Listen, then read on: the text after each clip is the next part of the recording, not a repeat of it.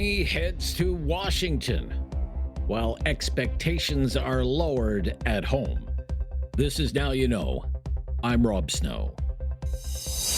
Deeper than the headlines. The answers you need to know. This is Now You Know with Rob Snow on News Radio.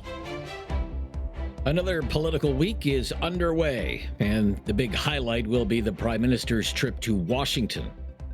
Mark Carney's plane will leave Ottawa today at 4:30 Eastern Time and arrive in Washington about an hour and a half later. He'll meet with Trump tomorrow.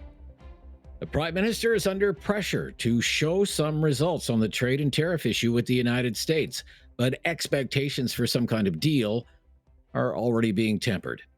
There are already multiple news reports today citing unnamed high-ranking government officials who say this is a working visit and that the public shouldn't expect any breakthroughs.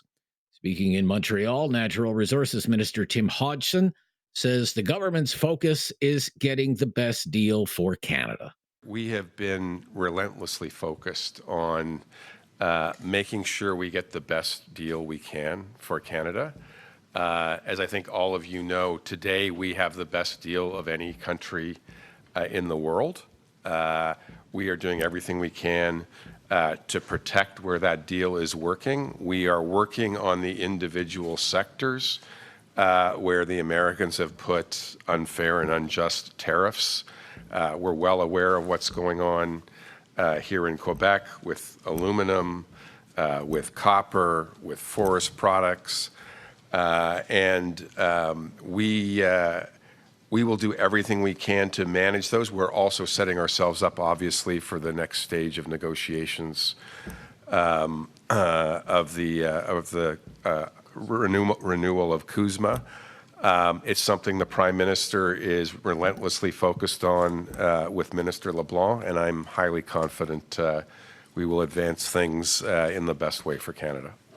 The immediate priority, according to reports, is to try and secure some kind of tariff relief for the steel and aluminum sectors. At a rally in Brampton last week at a Stellantis auto plant, Ontario Premier Doug Ford said he expects the Prime Minister to fight like hell. A message to the Prime Minister. You're going down there Tuesday. You better fight like hell. Don't roll over and keep fighting. You hear President Trump, we don't need Canada. I'll tell you, they need Canada. Every morning, 9 million Americans wake up to produce products, be it vehicles or widgets or services for Ontario alone. Close to 20 million American jobs rely on their largest trading partner in the entire world. We buy more products off the U.S. than China, Japan, Korea, the UK, and France. That's what Canada's all about. We have the best people anywhere in the entire world. Just prior to leaving for Washington today, Prime Minister Carney will have a meeting with the Alberta Premier Danielle Smith, and maybe, just maybe, a pipeline will come up. Last week, Premier Smith announced her government would fund an application to the National Projects Office for a West Coast pipeline from northern Alberta to Prince Rupert, BC. Premier Smith is also putting pressure on the Prime Minister to repeal laws like the West Coast tanker ban and the oil and gas emissions cap. I would say that we have a market right now where it's difficult to attract private equity because of some of the bad laws that have been in place over the last 10 years. This is why I've talked to the Prime Minister about needing a grand bargain where we get a bitumen pipeline, the Pathways project to reduce emissions, but then also address the 9 bad laws. The way pipelines get built is that they get proponents willing to pledge barrels. Well, if you've got an emissions cap and a tanker ban at the moment, there aren't any proponents that are willing to pledge those barrels, which is part of the reason why it's difficult to get a pipeline built. It's a chicken and egg problem, and we're hoping to be able to cut through that so we can get this on the major projects list so we can attract private capital so that we can start the industry going again. Prime Minister Carney has been holding some one-on meetings with some premiers lately. Today it's Danielle Smith's turn. Last week it was Premier Tim Houston of Nova Scotia, who said his government has a great relationship with Ottawa. I'm really pleased with the relationship with the federal government, extremely pleased. And I was really struck over the last few days when Nova Scotians knew that I was going to Ottawa to talk to the Prime Minister, to talk to the ministers. There were so many words of encouragement. Good luck in Ottawa. This is important. Good luck. Not everyone. There was others that kind of would certainly appear to hope for failure for the province, but most Nova Scotians very excited and very encouraging. I'm really optimistic about the Prime Minister and certainly Minister Hodson that I spoke to on the energy file. Excellent conversations. They were on the same page on a lot of things, and they just want good things for Canadians and good things for Nova Scotians, and that's what I want too. In Ottawa today, the parliamentary session is already underway. The Conservatives are pounding away at the government again, accusing the Liberals of being soft on crime and calling for jail, not bail. It's a Conservative motion up for debate today, calling for an end to what the Conservatives call the Liberal crime wave. Because of Liberal bail, extortion is up 330%. Because of Liberal bail, sexual assaults are up 76%. Because of Liberal bail, violent crime is up 55%. And because of Liberal bail, homicides are up 29%. Because of Liberal bail, Canadians are no longer safe. So Mark Carney, knowing that Canadians were terrified and frustrated by the crime wave his party had caused, pulled a bait and switch in the last election. He promised Liberals would flip-flop on bail, that if re-elected, after 10 years, they would have learned their lesson. And he said, we will act decisively to strengthen the criminal code. Decisively. Here we are, 6 months later, and where is this decisive action to reverse Liberal bail? Also on the docket today, the Minister of Finance, Francois-Philippe Champagne. He's expected to testify at the House of Commons Finance Committee, and he'll probably get a grilling over the size of the deficit and recent remarks from the parliamentary budget officer, who called Ottawa's spending plans unsustainable. I'm Rob Snow. This is Now You Know. This is News Radio. Critical thinking is not dead. Now You Know with Rob Snow. Returns on News Radio. The government of the United States is now into its 6th day of a shutdown. Speaking on the lawn of the White House, U.S. President Donald Trump said the Democrats are to blame. We want to make it better. What about the layoffs? Well, I call them Democrat layoffs. They're Democrat layoffs. They're causing it. We're ready to go back. You know, we have a record-setting economy. We have a record-setting country. Prices are way down. We're doing better than the country's ever done. And the Democrats hate seeing that. It's up to them. Anybody laid off, that's because of the Democrats. Thank you. Democrats, of course, disagree with Donald Trump. Hakeem Jeffries is a Democrat from New York. He is the House Minority Leader. He says Democrats are fighting against a Trump healthcare crisis. We are standing up for the health care of hardworking American taxpayers, of working-class Americans, of middle-class Americans, and everyday Americans who have seen over the last several months Republicans pass their one big ugly bill, largest cut to Medicaid in American history. Hospitals and nursing homes and community-based health clinics are closing all throughout the country, including in rural America. If Republicans continue to refuse to extend the Affordable Care Act tax credits, tens of millions of American taxpayers are going to experience dramatically increased premiums, co-pays, and deductibles. And that information from their insurance companies is going out right now. Over 1.5 million U.S. federal employees are impacted by this shutdown. About 900,000 have been furloughed, and another 700,000 workers are required to work without pay. But that's not the only battle being waged in Washington these days. There's also Donald Trump's plans to send the National Guard to cities like Portland and Chicago. A federal judge blocked Trump's efforts to deploy Guard members to Portland. Trump claims Portland is burning to the ground, and he doesn't have many good things to say about judges either. Portland is burning to the ground. It's insurrectionists all over the place. It's Antifa, and yet the politicians who are petrified. Look, the politicians are afraid for their lives. That's the only reason that they say, like, there's nothing happening. And you've seen it. The place is burning down, and they pretend like there's nothing happening. So we'll take a look at the order. We haven't seen the order yet. Well, I disagree with that, Judge. I wasn't served well if they put judges like that on. I wasn't served well by the people that pick judges, I can tell you. Things like that are just too bad. I appointed the judge, and he goes like that. So I wasn't served well. Obviously, I don't know the judge. But if he made that kind of a decision, Portland is burning to the ground. You have agitators, insurrectionists.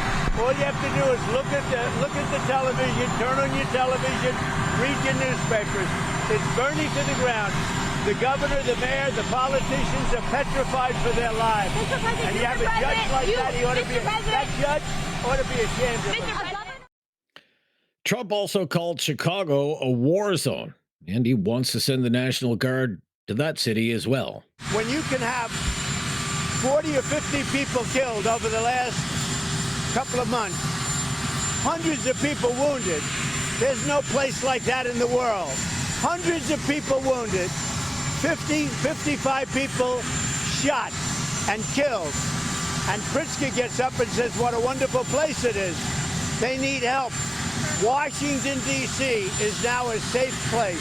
You're not going to get mugged or hit. You're not going to get raped. You're not going to get anything. Washington, D.C. went from a hellhole to a safe place. I love the way you nod. Is it true, though? A lot of the people right here were mugged, reporters. And you know what? You're safe now. Nothing. We've had no crime. It took 12 days to solve the problem. 12 days. And we're going to do that in Chicago. Trump's Homeland Security Secretary Kristi Noem told Fox News this weekend the Department of War is coming to Chicago and to Portland. We will go into Chicago, we will go into Portland, and we'll make sure we have the backs of our law enforcement. And that's what the Department of War is providing for us. When we go out and do operations and the local law enforcement are told to stand down, that they can't be there for us, it's extremely dangerous for these ICE officers, for these CBP agents that are out there trying to help go after these dangerous criminals. So we will use President Trump's methods and his abilities to deploy a whole of government approach, which means the Department of War will come in and help provide that security so we can continue to do our work. J.B. Pritzker is the Democratic governor of Illinois. He says the U.S. president and his supporters want mayhem in Chicago. They want mayhem on the ground. They want to create the war zone so that they can send in even more troops. Now they're claiming they need 300 of Illinois' National Guard. Well, we didn't need them before they showed up. And what they ought to do is allow us to work with FBI, ATF, DEA, who are civilian law enforcement and understand how to target and take out the bad guys.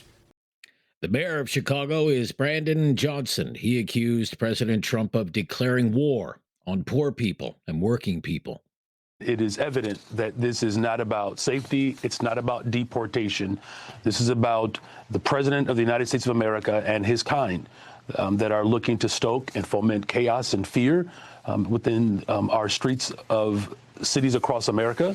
But we're going to remain firm and we're going to fight back against this tyranny. This weekend, the White House authorized the deployment of National Guard members to Chicago, saying they will be used to protect federal property and ICE agents. I'm Rob Snow. This is Now You Know on News Radio. Now You Know with Rob Snow continues on News Radio. And if you're ever looking for a podcast of our show, Now You Know with Rob Snow, there's a great new mobile app that will help you hear our show when you want to. You can listen live. You can listen to the podcast. It's called the Seeker app. That's Seeker, spelled S-E-E-K-R, and it has all kinds of exclusive audio that you won't hear anywhere else. News, music, and sports. You can download Seeker for iOS or Android. That's Seeker, spelled S-E-E-K-R. And Now You Know with Rob Snow is on Spotify and Apple Podcasts, or wherever you get your podcasts. Well, how was that weekend for everybody? So far, so good. I would say so far, so good for the Toronto Blue Jays. The Blue Jays now head to New York. They're up 2-0 in their best-of-5 playoff series against the New York Yankees. And let's be honest, both games haven't even been close. The Jays took the first game 10-1, and then yesterday's incredible performance, 13-7, 23 runs for the Jays through these first two playoff games. That's the league record. My gosh, so many subplots to yesterday's game. The stellar pitching performance of Jays rookie, 22-year-old Trey Savage. He went 5 1/3 innings, gave up no hits, and struck out 11. That's a franchise record for a Blue Jays pitcher in a postseason game. And after the game, Trey Savage said he had to back up his words with actions. You know, I was sitting in there thinking about the comment I made the other day where I said, I'm built for this. And I was like, well, I better back that up. So I wanted to go out there and do the best I possibly could, and thankfully it stayed true to that. Among the greatest highlights of yesterday's game, and it may be among the all-time Blue Jays highlights, a grand slam home run from Vladimir Guerrero Jr. Deep left field. It is a grand slam.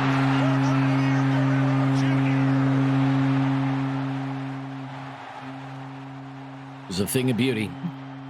As good as Vladdy was yesterday, though, Dalton Varsho had even more offensive output with 2 home runs and 2 doubles. As for the Yankees, their superstar slugger, Aaron Judge, admitted the Jays have had the Yankees number this year, especially when the two teams play in Toronto. We love playing here. We love coming out here. They had our number this year when we came up north, but no, it's tough to say. I'm not too sure. Has it been at all? So both teams have today off. Series resumes in New York at Yankee Stadium tomorrow. Game time 8 p.m. Eastern on Sportsnet, all along the Blue Jays radio network. Shane Bieber, the former Cy Young winner and the trade deadline pickup, will be on the mound for the Jays. Carlos Rodon, who had 18 wins for the Yankees this season, he'll pitch for New York with 1 win. Just 1 win. The Jays would move on to the American League Championship Series. As for the rest of the baseball action in the other American League Series, Detroit and Seattle tied at a game apiece. And in the National League, Milwaukee leads the Cubs 1-0. Dodgers leading the Phillies 1-0. Go Jays. Go Jays. Tomorrow night, 8 o'clock Eastern on Sportsnet. Jays and Yankees. I'm Rob Snow. Our Newsday panel. We'll talk some politics right after the news here on News Radio. It's time for our Monday Newsday political panel. Neil Brodie back with us. He's a longtime conservative strategist and commentator, ex of the Harper PMO. How are you, Neil? Welcome back. I'm great, Rob. How's your day going today? Very good today. Very good. We're loving this Eastern Ontario weather today. It's like summer's 30 degrees here yesterday. Chris Day can attest, I suspect, Senior Vice President at Hill and Knowlton. How are you? Thinking about the folks in Calgary who woke up to much cooler weather this morning, Yes, I understand. as a matter of fact, yes, absolutely. Yeah. Not rub it in too much, you know? Yeah, well, Calgary weather is kind of strange because they do get the Chinooks that everybody is jealous of at various times of the year. But look, the big political story of the week will be Prime Minister Carney and his trip to Washington, D.C., another meeting with U.S. President Donald Trump. Neil Brodie, what expectations do you have for this trip? Well, Rob, in the old days, and by that I mean the Harper years, Chris can attest to this, this sort of trip or meeting wouldn't be set up unless there was a deliverable to communicate. President and Prime Minister behind podiums announcing something, sitting at a desk signing something consequential. But things have changed since Mr. Trump took office for the second time as president. There's a need to develop the relationship with Mr. Trump. So I think there's expectations to have something out of this. But I wouldn't be surprised if it was just going down, moving the pebbles down the beach, some sort of photo op, and then hopefully a stop for Mr. Carney on the way back in New York and doing some hits on Fox and Friends or Sean Hannity, just to reinforce his bona fides to the Trump White House. Okay, very interesting. What expectations do you have for this trip, Chris Day? Well, the PMO has already started to manage expectations, and that's good to see, because typically in politics you want to under-promise, over-deliver rather than the other way around. And there has been a bit of a history in the last little while, at least under this prime minister, of over-promising, overplaying one's hand even. We were supposed to have a deal back in July, some might recall. Now, this is a notoriously unpredictable president. Appreciate that. But, certainly things have not gotten better. I've heard behind the scenes they've gotten much worse. And so there may not be a big deal to be had right now. I think this is all about, to Neil's point, playing nice, showing your bona fides, and really trying to preserve any hope that you have of keeping Kuzma in its current form, because that is the only thing that is keeping us, those exemptions right now are the only thing that is keeping the Canadian economy on track. You get the sense, Chris and Neil, to start with Chris, that this is like Mark Carney, Prime Minister of Canada, goes to Washington, D.C., maybe something happens in the Oval Office, there's a meeting. This is even going to register in the United States. Like, all the United States media is like, government shutdown, National Guard to Portland and Chicago, Trump's peace plan for the Middle East. It's going to be hard for any Canadian to break through, say, a U.S. news cycle, I would think, Chris. Well, especially with little or no real news, yes. I mean, this is actually maybe a good reason to go down now. The population is distracted by other things that are domestic in nature and some more consequential international things.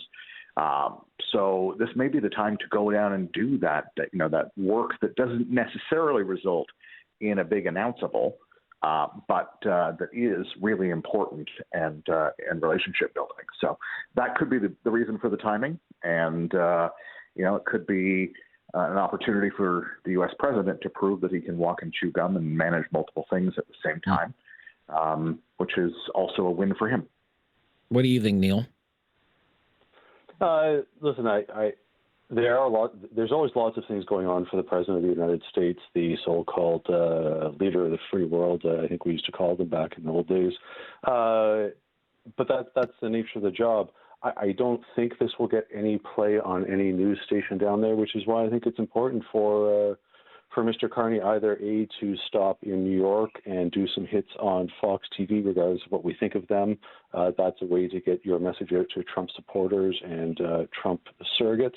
Or otherwise, he has to up his golf game and go to Mar-a-Lago a few more times to play golf with the president to get Canada on the radar. Could always go on Jon Stewart again. Doesn't Jon Stewart work Mondays and Mondays only? Isn't it Monday? Yeah, maybe. Who knows? Maybe we should all watch The Daily Show tonight. Let me ask you this, Neil. Just what kind of pressure is on Prime Minister Carney to have some kind of breakthrough on trade? What will be the consequences if he comes home empty-handed? There's not a lot of pressure, but time is running out. The latest round of polling that came out over the weekend shows that Prime Minister's approval rating is shrinking over the summer, showing a narrowing of liberal support, bringing them closer to the Conservative Party. People's concerns are coming back to the economy, healthcare, and crime, and not so much on Donald Trump. I think Mr. Carney will be given a leash by Canadians to work through this. They understand the uncertainty of dealing with President Trump and President Trump's administration, but time's limited. As Chris said earlier in the show, there was a deadline. It's gone 3 months ago, almost. People expect the Prime Minister to know what's going on, and if it appears that Mr. Carney doesn't know what's going on and making these promises, as Chris said, that can't be kept, support will erode more quickly going into winter. Chris, I'll let you jump in on that, but you'll have to wait until we come back. I'd really like your thoughts on that. When we return, I'm Rob Snow.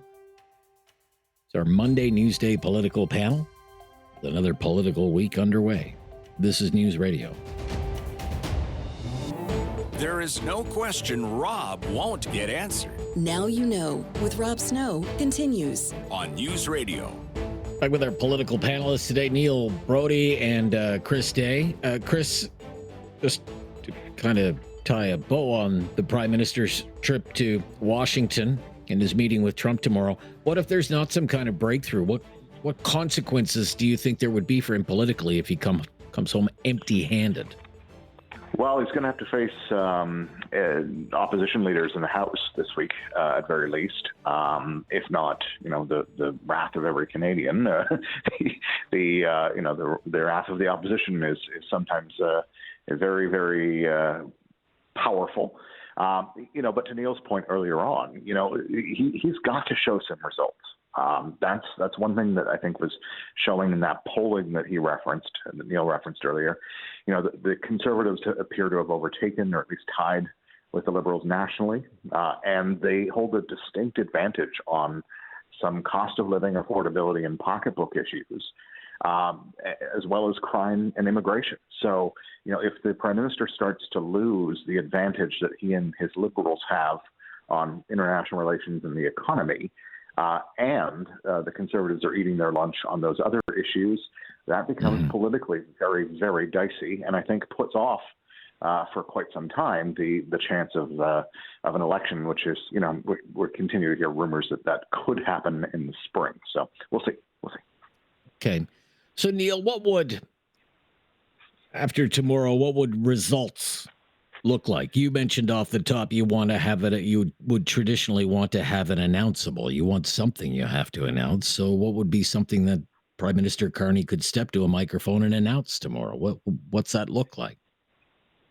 It's been talked about in some of the media sources, a shift on steel and aluminum tariffs. Those would be good for Mr. Carney, especially politically in Ontario and Quebec, especially Quebec, a lot of aluminum producers in Quebec, or some sort of, and I always hate to use this word because it sounds very, very governmental, but like a framework of a timeline to get to the end of this. Okay. If they can stand up and say, we both commit to February or December or whatever it is. Okay. You agree with that, Chris? A framework for a timeline. I love that. This president signed CUSMA, don't forget, right, which committed them to free trade, and we've gone back on that. I think, Neil's absolutely bang on. Some sort of sectoral relief, perhaps some sort of joint indication that Section 232 tariffs won't be applied to Canada. That would be a huge deal.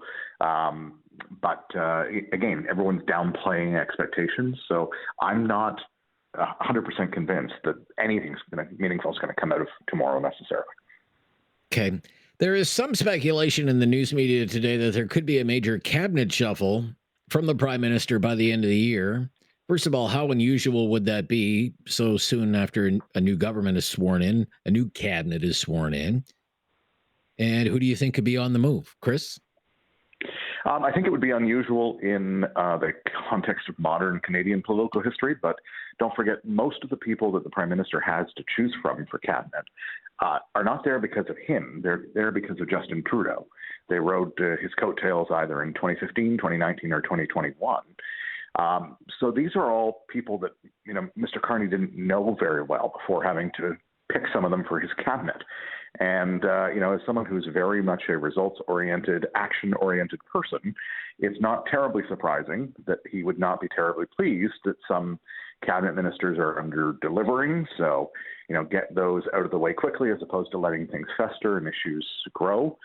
So I think from that, particular lens, it's not unsurprising that a prime minister like Mr. Carney would shuffle his cabinet perhaps more frequently than we're used to recently.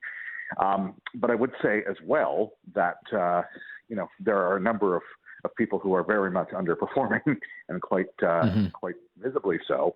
And those are all the folks, those are all the names that I've heard rumored for potential shuffle. So, public safety, immigration, a couple of others, and even some who are ready to leave because they've got their pension and are ready to check out.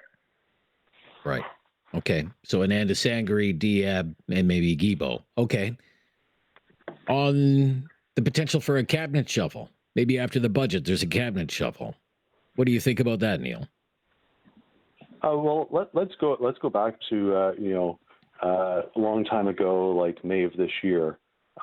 Since then, Mr. Carney has had 2 chiefs of staff, 2 principal secretaries. One of his senior-most ministers, Chrystia Freeland, resigned. In any other scenario, the media would be calling this a government in turmoil. There would be headlines that Mr. Carney is embattled, that he is treading water, that he is not long for this world as prime minister. But he's getting away with it. I don't know why. It just is. Having a cabinet shuffle less than 6 months or 7 months or 8 months since he named his first cabinet would be, I assume it's unprecedented. I stand to be corrected on that. Unusual. Let's stick with unusual. Okay. Yeah, unusual. It would be unusual. Okay. Mr. Carney was elected in small part because of his managerial skills. It would be a huge blow to him, I think, to have to admit that he can't manage the government. And as for candidates, Stephen Guilbeault's name's been raised, Mr. Ananda Sangari, the public safety minister. I don't know who else has done anything to warrant a demotion in the cabinet because they're not really that active. Mr. Lightbound's done something, Mr. Robertson's done something, but other than that, what's the health minister done? What's the agriculture minister done? What's the natural resources minister done? What's the immigration refugee citizenship minister done? Like I can't call anything to mind that they've done that's so egregious, except maybe wear brown shoes to cabinet. Neil is shuffling everybody. Okay, you're all out of here. Why? We'll be right back. It's our Newsday panel. This is News Radio. You have questions. Now you know with Rob Snow has the answers. On News Radio. With our Newsday political panelist, Chris Day, Senior Vice President Hill and Knowlton, Neil Brodie, longtime conservative strategist, commentator, worked in the Harper PMO. You'll allow me. We have some breaking sports news, not related to the Toronto Blue Jays, but rather to the Edmonton Oilers. With Sportsnet now reporting, along with TSN, that Connor McDavid has agreed to a 2-year contract extension with the Edmonton Oilers, worth a total of $25 million. So he will be an Edmonton Oiler for the next 2 seasons. And I'm sure a lot of Oilers fans, including the Prime Minister of Canada, Mark Carney, will be happy. Did he not include that in one of his speeches while he was abroad, talking about all the problems? McDavid is not signed. He said McDavid is not signed. Well, apparently now McDavid is signed and will be an Edmonton Oiler for the next 2 seasons. I want to wrap up on this much more. That's good. I want to wrap up on this much more serious. Tomorrow is the October 7th anniversary, the attack by Hamas on Israel. What do you think about what the Carney government has said and done or not said and done since that day 2 years ago? Chris Day? Well, politicians, regardless of stripe, will do what they think they need to do to keep their political supporters happy. And we've seen certain parties, notably the Trudeau and now the Carney Liberals and the NDP, it should be noted, contort themselves in public and parliamentary communications, while the Conservatives have been entirely consistent in staying resolutely anti-Hamas and against anything that could be construed as rewarding terrorism, including the recent announcement that Canada would recognize a Palestinian state. I think it's really important for us all to remember that 8 Canadians were murdered in the October 7th attacks, and that Hamas is a listed terrorist entity by Canada and by our allies. So tomorrow, regardless of what any politician does, it's important that we remember those facts, I think. Last word to you, Neil Brodie. What they haven't done, I think, is work so hard on Israel's right to defend itself.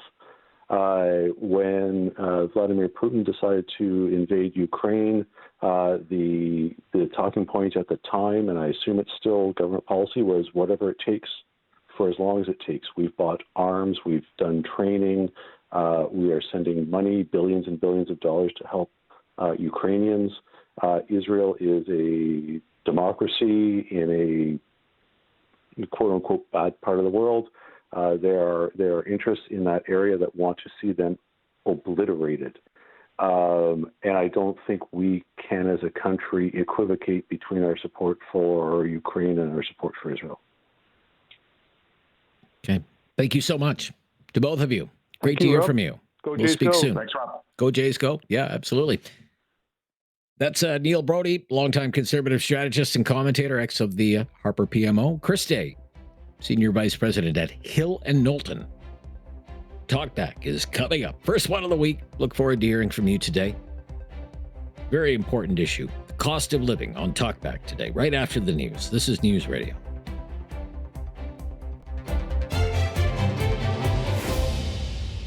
Welcome to Talkback. It's 2 hours of debate and discussion on the big issues of the day. Today's topic is the cost of living. The rising cost of living. When polling firms ask Canadians, what do you think is the biggest issue in this country right now? The number one answer those firms are getting back is the rising cost of living. There was a poll released just yesterday that showed that, and it wasn't even close compared to all the other issues. Poll from Abacus Data. And when that polling firm recently asked Canadians what they felt was the biggest issue in the country, people cited the rising cost of living twice as often as any other issue. From healthcare to the economy to Trump and tariffs and crime and immigration, no other issue is of more concern to Canadians right now than that one, the rising cost of living. And here's what we want to know today. Given the rising cost of living is such a top-of-mind issue for Canadians, since so many people say they're struggling to keep up with the rising cost of living, what we want to know today on Talkback, with your help, is this. What do you think is responsible for the rising cost of living? What do you think is responsible for the rising cost of living? What are some of the causes of the rising cost of living? For example, you look at the oil price, it's $61 a barrel today, U.S. You go to the gas station and whatever in Halifax is $1.40 a liter. Closer to $1.30 in this part of the country. A little bit below $1.30 out in Calgary. But oil, $61 a barrel. What's going on with gas prices? I don't know. I can't explain gas prices. Maybe you can explain gas prices. What do you think is behind these high food prices at the grocery store? Why are food prices so high? Some people are convinced it's because of gouging. That we're being gouged, ripped off. There are people who are totally convinced we're being ripped off when we go shopping for groceries. Maybe you're one of them. Do you think that's what's going on? We're being gouged, we're being ripped off when we go grocery shopping. The big grocery chains deny that and insist there's been little to no change at all in their profit margins. What do you think? Certainly it's a stress point for a lot of Canadians, high food prices. The Conservatives claimed last week that one of the reasons food prices are so high is because of industrial carbon taxes. Carbon taxes on things like farm equipment and fertilizer. They called on the government to get rid of the industrial carbon tax on those items, claiming it's raising food prices for Canadians.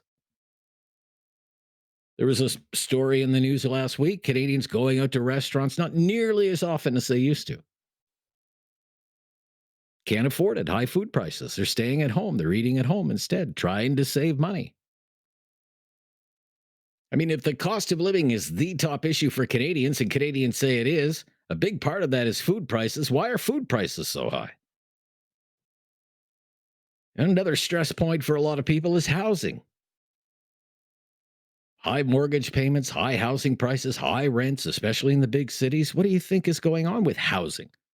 Some people blame the financialization of housing. Big companies getting into housing. Speculation in housing. That it's become an investment vehicle more than a place for people to have shelter. You think that's a cause? Rents have actually been coming down a little bit, not much. Rentals.ca says the average one-bedroom apartment in Canada, the average is more than $2,100 a month. For a one-bedroom apartment, more than $2,100 a month. And as for mortgage payments, the CMHC says the average monthly mortgage payment these days, this is a nationwide number, $2,150 a month. Average mortgage payment. And the Bank of Canada says mortgage payments could go even higher for a lot of people. A lot of mortgage holders still haven't renewed at higher rates. So the renewal shock might not be over yet. But housing, very expensive. Shelter, very expensive. But why? Why are housing costs so high? A lot of people will say immigration, but is that really all that's going on there? Could there be other reasons as well? Why housing costs are so high? What do you think? 1-833-668-2577. Could the government have something to do with it? We hear from the Conservatives so often about inflationary spending. That party claims the government just spends too much money. The government is fueling inflation by spending too much. It's putting too much money into the economy, and that's fueling inflation. It's causing higher prices. Is there anything to that idea? Do you think that's part of the problem? Why the cost of living is so high, is such a worry for so many people. Cost of living, the cost of living, the cost of living. What is responsible for the high cost of living? It's one thing to say it's a big issue, and Canadians are certainly saying it's the biggest issue. Quite another to try and figure it out. Why is this the case? We're hoping to do that with your help today. Why is this the case? Why is it that when Tim Hortons raises the price of a cup of coffee, it's making national news? Why is it that when a major polling firm asks Canadians what the top issue in the country is far and away by a country mile, people say it's the cost of living? What is causing this? Why are prices so high? So high that so many Canadians are worried about it and struggling to make ends meet. 1-833-668-2577. That's our call-in line. Share your thoughts today. No wrong answers around here. 1-833-668-2577. If you've never called before, just mention that to us. We'll make your call a priority. 1-833-668-2577. I'm Rob Snow. This is Now You Know. This is Talkback. Let's talk about the cost of living today on News Radio.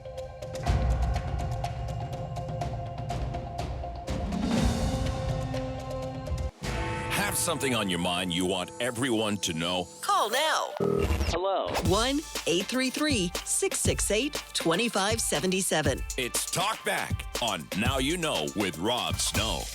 Canadians quite frequently are saying the biggest issue in the country right now is the rising cost of living. But what do you think is responsible for the rising cost of living? Why are prices so high, too high, for so many Canadians? 1-833-668-2577 and have your say on Talkback as we start the week taking your calls. To Calgary first, Al is in Calgary. Hello, Al. You're on the air. What's your opinion? Rob, love your show. Thank you. Stop listening to the other guys. Anyways, I'm just repeating myself here, but I know we've spoken about this quantitative easing before, right? And the brain behind that, both as Bank of Governor of Canada and Bank of England, was our new Prime Minister. Yes. Print money, print bonds, sell them to the bank, buy them back at a profit, allows the Treasury to print more money. And we've been running an importing company for the last 46 years, and if it wasn't for the 6 or 7 strikes at both Vancouver and Montreal, what used to cost us $3,500 US to move a 20-foot can out of Europe, last November was $16,000. This year it looks like it'll be up in the 18,000, 19,000, but we won't know until we actually land the sea can and clear customs. In any case, having said that, I just want to follow up with another caller, and I know you don't like people to get off the subject. And it's having said that, I think the biggest problem here is the federal government itself. And they're the ones that created all this inflation. Right. Well, that was one of the reasons that I highlighted in my opening remarks, because when you listen to, say, critics of the government, they will say the government is spending too much money. Therefore, the government is helping to fuel inflation, creating higher prices. Now, that's a political claim. Do you think there's anything to it? Well, once again, basically what you have in cabinet is basically most of them were at Trudeau's first wedding. Yes. The same bunch that's in there right now are going to be at his second wedding coming up. I understand. Okay, I don't know about that, but well, when you take the Minister of Immigration and you make him the Minister of Housing, what's next? Are you going to make him Minister of Health? No, they made him the Minister of Justice. So, in case you're wondering. Yeah. Okay. All right. Yeah. The Attorney General. No. Just I want to get back to. I know you don't like people to get off the subject, but I just want to follow up on a phone call a few weeks ago. There was a fellow here in Calgary that was in. Well, there was a fellow. Okay. There was a fellow in Calgary that used to bring in windows from the States, and of course he didn't say who he was. Yeah, he went on and say, "Look, our problem." Well, he said the counter tariffs were a killer, is what he said. Yeah, 35%. Now, as it turns out, it hasn't made the Insolvency Insider yet, which I'm hooked on, but it looks very much like it's Pella of Alberta. Okay, I don't want. I don't want to. I don't want to name names of companies that we have no idea. What companies, whatever. Okay, so I'm going to move along for now, but I just want to move along. I don't want to revisit one call from one caller, and that was more than a month ago, and I can't recall all the details of it. But I do thank you for your call today, Al. Government spending. Government is spending too much money. There's too much money, whatever, sloshing around the economy. This has been raised as a contributor to the high cost of living because it's fueling inflation. Is that what you think? I mean, other people think we're being ripped off. We're being gouged. These sorts of things. Sean in Cambridge. Hello, Sean. You're up next. What's your opinion, Sean? Good afternoon. I'm leaning more towards corporate greed, in all honesty. I keep hearing about these record profits and these CEOs getting millions of dollars. Meanwhile, they're cutting back on salaries, saying we can't afford to give benefits that'll break the company as they walk away with their multi-million-dollar bonuses. Wow. Two incidents have always stuck in my head. Do you remember when we switched? Are you old enough to remember the switch from imperial to metric? Or not? I don't know how old you are. I would have been in elementary school, I believe, at the time. Yeah. I was 18 years old. I had my very first car. And I remember when we were in Imperial, $5 would fill up about 3/4 of a tank. I had an old Mustang too, right? And we switched to metric, and all of a sudden it was 19.9 a liter. I remember this. All of a sudden it was only half a tank. The only change was that we switched from Imperial to metric, and they figured that they could hide the cost because we switched, because they figured nobody would notice. But I looked at my gas gauge and I could notice. The other thing that always stuck in my head was, remember when Brian Mulroney brought in the GST? That I do recall, for sure, yeah. Everybody's saying, buy stuff now, because it'll be cheaper after the GST. You'll be paying more. GST came in. Now they're saying, oh, it's cheaper with the GST. It's cheaper with the GST. I worked for a wholesaler at the time. And let me tell you, the GST reduced our paperwork immensely. It was great. because I had to deal with that stuff. It really helped us out. So, like I said, they lie so much. And I noticed that a lot of the policies benefit the large corporations. The majority of people in this country are small businessmen, not big corporations. Okay. But you think it's corporate greed? Corporate greed. I do. It's the large corporations in cahoots with the government, quite frankly.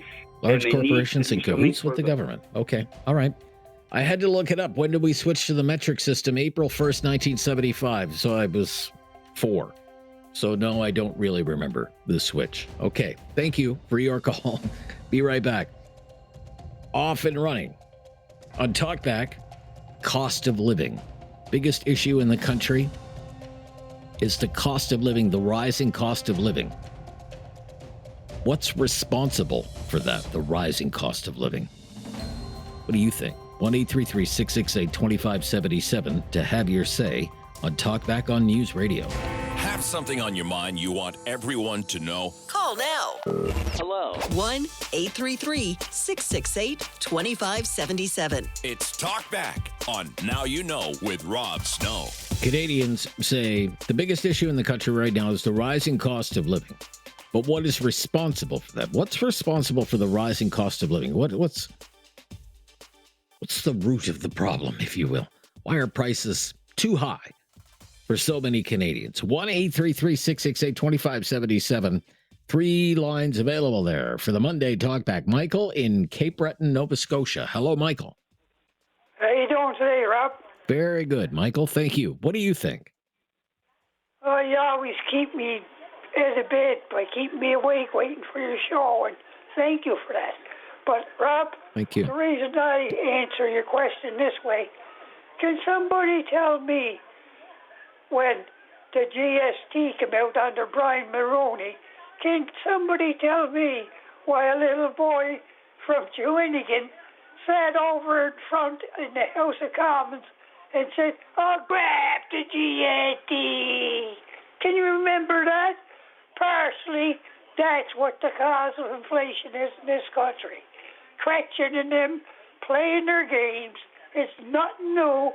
The big pharmaceuticals, they've been playing it now for over 100 years, along with your so-called banking systems that they allowed to flourish at compound interest. Get that into your sick skulls, people. Wake up and smell the roses, because if you don't, you'll have none to smell. I can't put it any plainer than that in my words. I just hope somebody else will call. Thank you very much. Okay, but the GST is nothing new. Why would you say the GST? Did he hang up on me? Did he hang up? Yeah, he hung up on me. Okay, all right. Bernie in Mississauga. Let's go to Bernie. Hi, Bernie. Yeah, Rob, that's you're right bang on. That is the big issue today, the cost of living, besides world peace and everything like that. But I think when we come out of the pandemic is when we've seen a dramatic rise in prices and energy, and housing went before that, and then groceries and everything. So I think what it was that the business community lost some business during the pandemic, and they made up for it threefold since that time. What I got against is the government didn't have enough hindsight to put on price controls after the pandemic when they see dramatic rise in groceries, rents, housing, energy, and so I blame the government. It's lazy, fair governments that should have taken the mantle. Never mind controlling the interest rate by the Bank of Canada. Put on price controls and stop these capitalists from gouging the ordinary people. So you think it's corporate greed? I'm not surprised to hear that from you, but you remember when they did price controls in the 70s, they didn't just do price controls, they did wage controls. By the way, the price controls in the 70s were voluntary. Companies were encouraged to follow the price controls, while the wage controls were mandatory, especially in the public service. But would you support, if you're going to have price controls, should you have wage controls too? Not wage controls, because wages of course not wage controls. The cost of living is, you need to make $23 an hour in order to keep up with the cost of living. So wages are falling behind. What they got to go after is the laissez-faire governments that didn't step on these caps. Okay. We're asking about the rising cost of living today. What is responsible for the rising cost of living? At 1-833-668-2577. Gas, groceries, shelter, the basics. Why are prices too high for too many Canadians? 1-833-668-2577. 1-833-668-2577. I was mentioning the rent, for example. For a one-bedroom apartment, nationally, it's averaging $2,100 a month. What's going on there? $2,100 a month for a one-bedroom apartment. Higher in some places. The GTA, it's closer to $2,300. $2,500 in Vancouver. Lower in some others. It says the average is $1,600 a month in Calgary. Halifax, about $2,000 a month for an apartment in Halifax. Kitchener, $1,800 a month. But far and away, the top issue, Abacus Data came out with some polling results yesterday. What are the top 3 issues facing Canadians today? Select 3 issues. Far and away, number 1 issue, rising cost of living. Then it's healthcare. Then it's the economy, which could be a cost of living issue. Then it's housing affordability, which is basically a cost of living issue. So 3 out of the top 4 are what you would call like pocketbook issues. Pocketbook issues, the rising cost of living, the economy, housing affordability. It's all coming back to people being stressed, feeling a lot of, anxiety about their financial situation right now. What we're trying to get at is what's caused this? How did we get here? Can you please explain it to us? 1-833-668-2577. We really love your help today. Chris in Calgary. Hello, Chris. Hey, how's it going today? Very good, Chris. Thank you. What would you say? I live in Dalhousie, but I'm renting for $3,500 a month. So we'll start there, I guess. Not including utilities. Right. So yeah. Absolutely crazy. 3-bedroom main floor. Yeah, it's absolutely insane. I mean, why are we giving away money to other countries that hate us? They hate us for free. Okay. Why are we're supporting nations that when we can't even support ourselves? It's literally sad at the point, But I guess what I want to get at is, what would this do to, say, lower the price of a can of soup at your local grocery store, or make that, $3,500 rental unit that you're living in less expensive? Stop giving away money and let us pay down our national debt by, actually letting our taxes go to the debt instead of creating more money that we don't need to spend. Okay. It's pretty simple. I'm not a financial expert, but when I pay down my credit card, I have more to spend at some point. Right. Okay. So you really do think that government spending is at the root of this? The government is simply spending too much money. It's out of control. Out of control. Okay. Look at the interim finance minister. When has he ever said anything in the last few years that was worth listening to? And now he's coming out and making statements. It's bad. Okay. Very curious. When you hear people say, well, we're being ripped off, there's is corporate greed. It's corporate greed. Do you put any stock in that? Do you think it could be corporate greed? Well, why did the Liberals just turn down a motion, and same with the NDP and Bloc supporting them, for letting, grocery chains to stop taxing us so much? Why did they turn it down?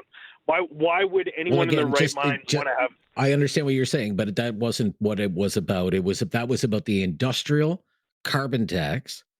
There's an industrial carbon tax. Like, there was a consumer carbon tax, and then there's the industrial carbon tax, right? 2 carbon taxes. Some would say 3 carbon taxes with the clean fuel standard.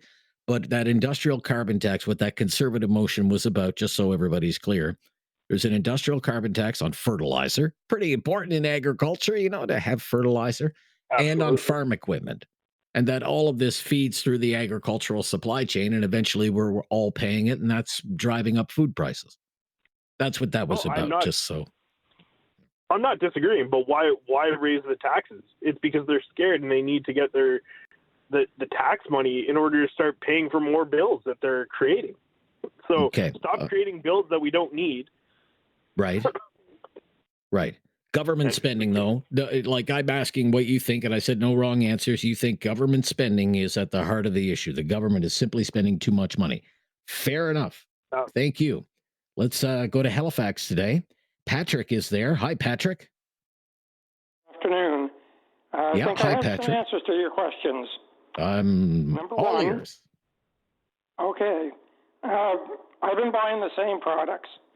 I have an app online for Loblaws and Sobeys, and since COVID, I understood the prices, the problems, but the first thing was after COVID, a year later, the prices never went down from the increases they put on. Forget about the flyers. They plan them ahead of time. So the normal prices of important items, condiments, juices, etc., never went down. When Carney dropped the 16 cents a liter here in the Atlantic provinces, I don't know what it went down, they did not and haven't yet dropped any prices, even before the taxes went on. The tariffs went on. Now, when the tariffs went on, most of the items I was buying went up again, and on the app, it showed tariff to explain why they jumped the price from $9 to $14 for tropical orange juice, Tropicana, things like that, mayonnaise. So that's fine too, even though they weren't. They're part of the agreement, and Carney shouldn't have. Now it's been a month since he took the tariffs off. They still have not gone down.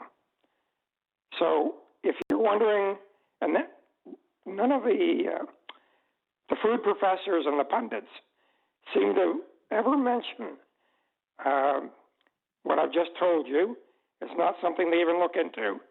But if you put the app on your phone, you would see that none of the regular prices, unless it's on sale, has gone down. And,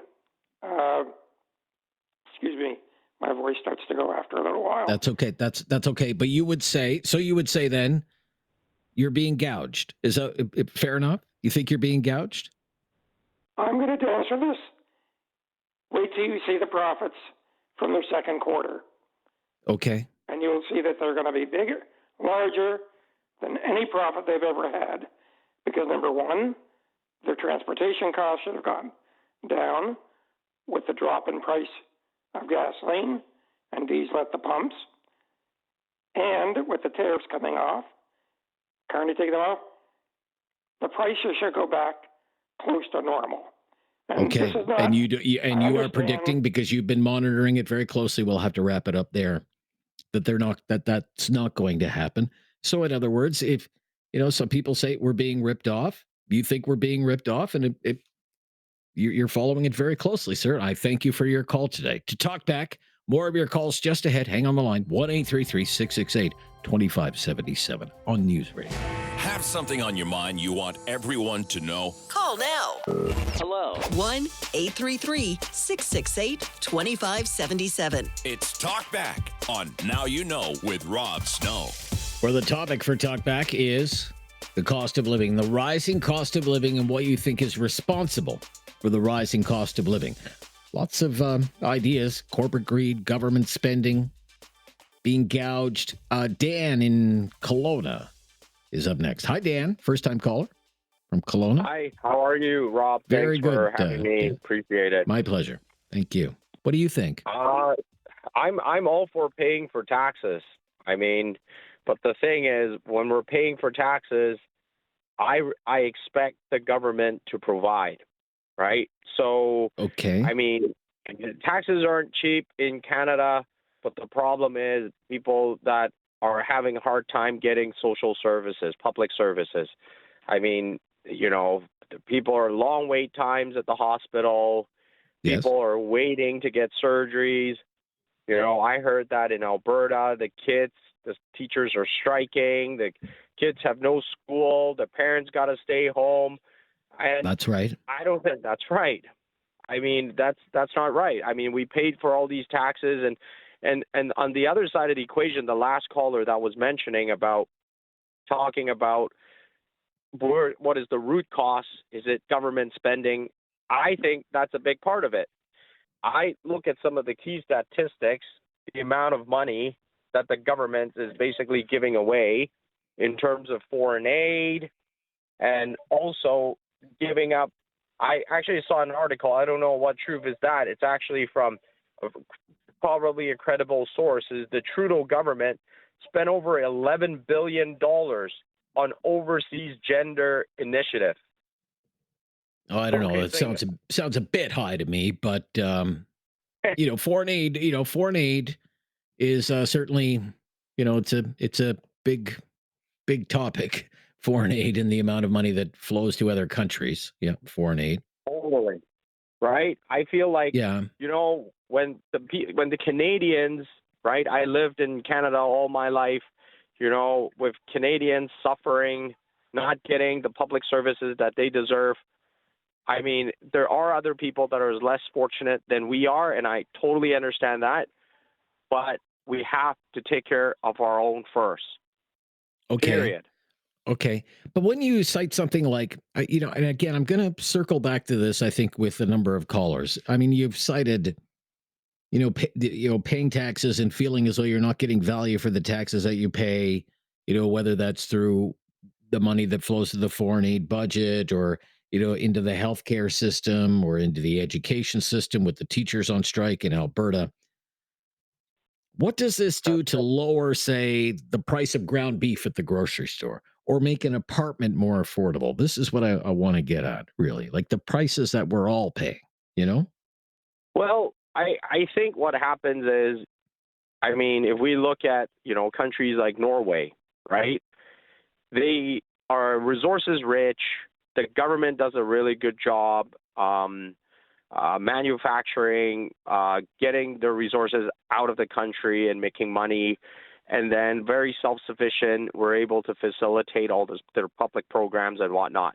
And they actually have a huge reserve. It's called the Norwegian Sovereign Fund or something like that. The Sovereign Wealth Fund, sure. Yeah, the Sovereign Wealth Fund. Yeah. Right? Yeah. I mean, that's great. I mean, gazillion dollars in there. That's fantastic. The thing is, I don't think we have a lot of money in Canada. And then the government is tapped. And their only way to increase revenue is tax the crap out of local people, which is the residents. Gotcha. And then that's how they're going to make money. And then that's where all this carbon tax, industrial carbon tax coming from. And then that's the root cause of why everything is so expensive. Gotcha. Okay. Thank you. I'm glad you explained that and offered your opinion on the topic of the day, which is the cost of living. What is responsible for the cost of living? Why are these prices so high? Why are Canadians struggling? What is the cause? 1-833-668-2577. This is News Radio.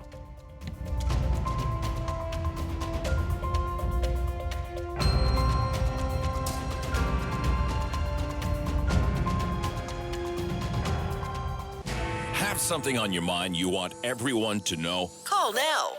Hello. 1-833-668-2577. It's Talkback on Now You Know with Rob Snow. What do you think is responsible for the rising cost of living? What are the causes of this? Up next on Talkback today is Dave in Calgary. Hello, Dave. Hi, Dave. Oh, hi, Rob. Hi, Rob. Yeah, hi, Dave. What's your opinion? My opinion is it's very difficult to take one factor in isolation. I think all these things that have been mentioned by your fellow callers here are all interdependent. So, yes, I think government policy on spending is a big culprit, but I want to put focus on, I won't call it gouging. I'll use a nicer euphemism and call it opportunism by business leaders. Yeah. I mean, your previous caller with the app and talked about monitoring the numbers, I think was right on the money. Business leaders take what they can for their shareholders and drive profit for their businesses when they see opportunities to do so. So, COVID presented a challenge with regards to supply chain management.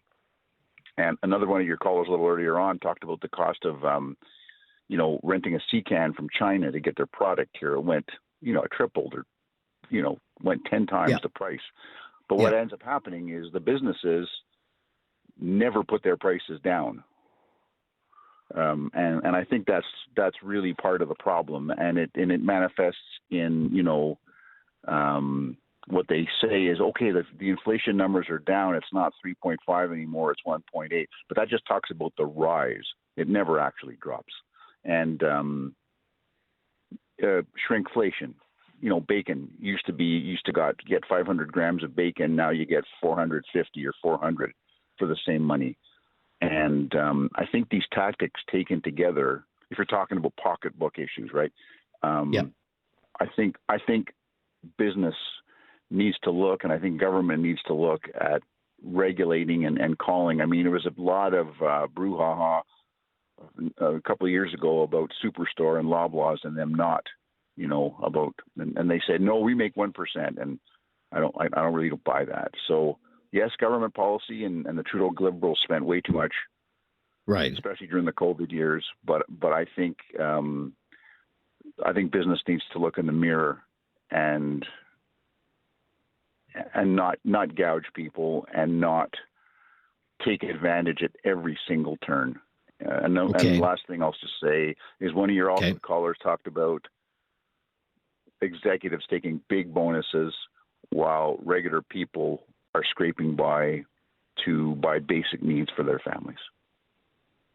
Right. But you're not calling it, say, gouging. You're calling it opportunism. They're seeing opportunities and they're seizing upon it for the betterment of their businesses or their shareholders.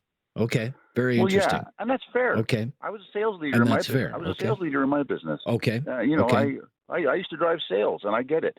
But I used to tell my people that work for me, listen, both parties have got to feel good about doing a transaction. And right now, the consumer does not feel particularly good about transacting. No, I don't think so. I don't think so. In a lot of places. So that's the point I wanted to make today. Yeah, and you've made it, and you've made it very well. Thank you, Dave, for your call today. That'll be the last call for hour number 1 of Talkback.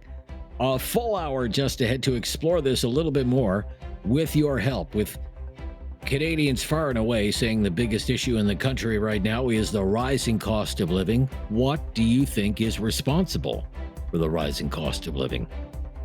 Why are prices just too high for so many Canadians? Hour number 2 of Talkback right after the latest breaking news on News Radio. Welcome to hour number 2 of Talkback. I'm Rob Snow. We've been asking today, because Canadians say the biggest issue in the country right now is the rising cost of living, what you think is responsible for the rising cost of living. Why are prices so high for many Canadians? 1-833-668-2577 is our call-in line. Whenever we talk about the rising cost of living, people bring up the situation at the grocery stores, for example, and a lot of Canadians are convinced we're being ripped off. I don't know if that's true or not. Some people will swear by it. The CEOs of the big grocery chains, they would swear on a stack of Bibles we're not being ripped off. And the big grocery store chains are not padding their bottom lines. Some people are deeply suspicious of that. But this is a pressure point for many Canadians, food costs. What do you think particularly about the situation with food prices at the grocery store? I mean, these companies, the big grocery store chains, insist we're only making pennies on the dollar. They say, yeah, the numbers are big because we sell a lot of stuff. Tens of billions of dollars worth of stuff.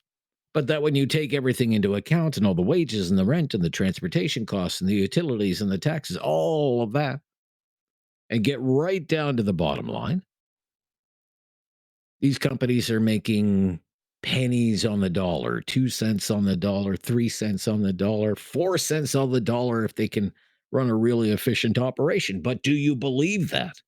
That's just, one example of the many cost pressures being faced by Canadians these days. The situation at the grocery stores. Let's start hour number 2 with a call from Calgary. Charlie is up next. Hello, Charlie. Hey, how you doing today? Very good, Charlie. Thank you. What's your opinion, Charlie? Hey, well, I'm going to give you my take on it, and I've thought about this for years. I'm semi-retired electrician, and in 2000, property of our houses in my neighborhood was $100,000. So now we go back to 2025. I'm looking at about $500,000. Well, in year 2000, a journeyman electrician was making roughly $25 to $30 an hour. So that being said, in today's economy, we should be making $100 an hour, and we're only making $45 an hour. So obviously the wages have not kept up with the current situation we're in. And that's just my take on it. Everything gets more and more expensive. We see it every day, but our wages don't go up. Alberta here right now, we have doctors, nurses, we have Canada Post, we have our teachers. Everybody's going on strike. Everybody needs more money because we're being squeezed. So that's my take on it. I believe there was only one other caller that mentioned wages. Yeah. And the cost of living, you're right, Charlie, is one of the reasons. It's not the only reason, but it's certainly been highlighted as one of the reasons why the teachers are on strike, 51,000 of them. There are other issues there, classroom sizes and the complexity of the classroom and violence in the classroom and not enough teachers and not enough EAs. There's a lot of issues there. But not enough one of the issues, classes, exactly, but one of the issues is pay. Our pay is not going up with the current costs of what things cost. When I moved out in the 80s, my father told me, your rent or mortgage or housing costs of whatever you're going to pay, a mortgage or rent, should not exceed 25% of your salary. Well, I'll tell you now, these kids nowadays, they're at 50% of their home intake. They're what they bring home. Yeah. So how? Well, as I said, the average one-bedroom apartment, $2,000 a month. $2,000 a month. So right? I mean, you got to be making 25% of that. You got to be making $6,000. So wages have not kept up with prices. What is it that has made the value of? Yeah, I understand that, but. Also, what has made the value of that home, say, go up from 100,000 to 500,000 in 25 years? Well, if you look at the price of material to build homes, just as an electrician, a reel of wire to, you're looking at about $5,000 just to wire a house that used to cost maybe $1,000. Yeah. So I would add just one more thing. What is the cost to the builder just in terms of navigating red tape and bureaucracy to try and build a house these days? Oh, my God, I can't even imagine. Permits and development fees and everything else. Governments and stalls. Yeah.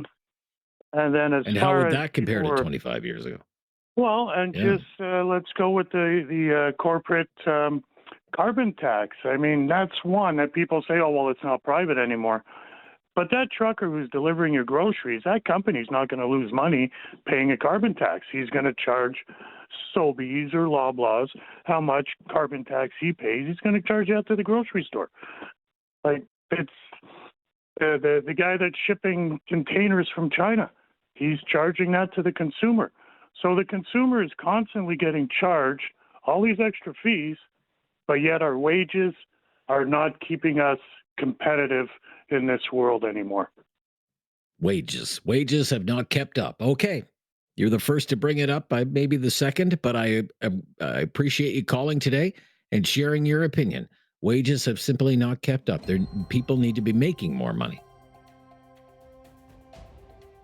1-833-668-2577 and to have your say on the rising cost of living. Why is it so bad? Love to hear from you today on Talkback. Welcome to hour number 2. I'm Rob Snow. This is News Radio.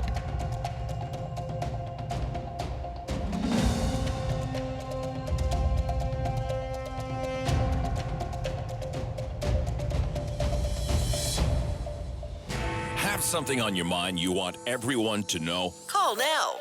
Hello. 1-833-668-2577. It's Talkback on Now You Know with Rob Snow.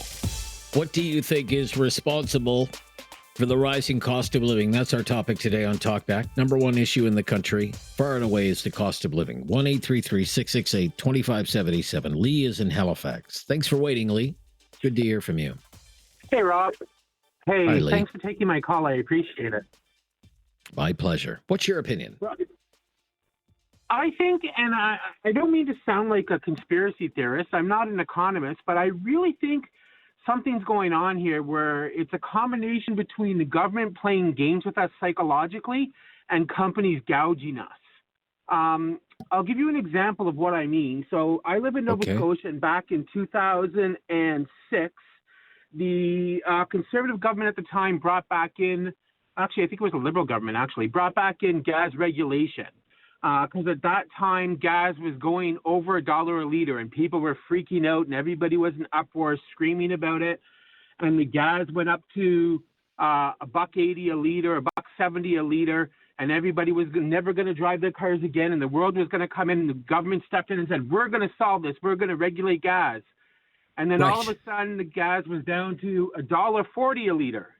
And everybody was like, oh, thank God it's only $1.40 a liter. Yes. Well, wait a second. Yeah. You know, at that time when it was down to $1.40 a liter, oil was at, you know, what, $75, $76 a barrel, down from the highs when it was back up to $100 a barrel. So it still was ridiculously expensive. We were just relieved that we weren't paying $1.70 anymore. Well, I think the exact same thing is happening right now. You have companies lobbying the government. The government sits there and says, oh, we have to do something. These prices go crazy because of, you know, the false narrative of what happened during COVID with, you know, there were shipping delays, but that's no longer happening, but we still have that mindset. And now the government's going to step in and say, wait, we're going to solve this, and we're all going to be so satisfied that a quart of milk is going to be $8 instead of $10, when in reality it should be $5. And I think it's just a giant mind game that keeps getting played on us. Okay. I always found it interesting, the regulation of the price of gas in Halifax, it changes once a week, right? There is an interrupter clause where, you know, if there's a big change or something, the regulator can move in and instruct the gas stations to move the price either higher or lower. And it changes what, on Thursday? Is it Thursday night or something they change the gas prices? Yeah. Yeah, every Thursday we get a new updated price, or they post the price for the following day. And that'll be the price for the rest of the week. And pretty much my experience has been that's what all the gas stations sell it for. Like there's very little variation from gas station to gas station. And this was done it was supposed to be like a cost saving measure. You know, this will decrease volatility and you won't have these big wild swings. But I keep track of the price of gas in Halifax because I'm on the radio in Halifax, in Kitchener because I'm on the radio in Kitchener, and in Calgary because we're on the radio there, and in Ottawa because it's the closest big city to where I live. Calgary gas today, $1.25 a liter. Kitchener, $1.32 a liter. Ottawa, $1.34. And Halifax, where they brought this in, was supposed to save people money, $1.40. And last week it was $1.50. Yeah, and the issue that I have with regulation, it's a little bit different here. I know it's regulated. I believe it's New Brunswick as well. And what our regulation is we're setting a minimum price point that gasoline can be set at. Where in New Brunswick, they're setting a maximum price point that gas can be sent out. That's a very big difference. So here we can't have competition. We can't